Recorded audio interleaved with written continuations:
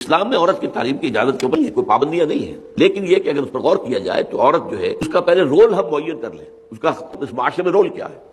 ظاہر بات ہے ایک کام فطرت نے اس کے حوالے کی، بچے تو وہ پیدا کرتی ہے، مرد تو نہیں پیدا کر سکتا۔ پھر یہ کہ بچے کو دودھ پلائے، اگر وہ دودھ نہیں پلاتی ہے تو آپ کو معلوم ہے بریسٹ کینسر ہوتا ہے اس کو، فطرت سے علیحدہ ہٹ کر، تو وہ کام غلط ہے، اسے دودھ اپنی چھاتی سے پلانا چاہیے، اور اس کے لیے 2 سال اللہ تعالیٰ نے رکھا ہوا۔ اب یہ کام اس پر ایسے ہیں کہ جو اس کا پرائمری ڈیوٹی ہے، عورت ہونے کے ناطے اس کی ڈیوٹی یہ ہے، تو ایسی تعلیم دی جائے کہ جو اس میں ممد ہو، مطلب دین کی تعلیم، دین کی ساری تعلیمات ہے، قرآن ہے، حدیث ہے اور فقہ ہے، تاکہ وہ بھی اس کے مطابق زندگی بسر کرے، اپنی اولاد کو بھی اسی کے مطابق تربیت دے سکے۔ اور دوسرے جو علوم ہیں آج کل سائیکالوجی ہے، چائلڈ سائیکالوجی خاص طور پر،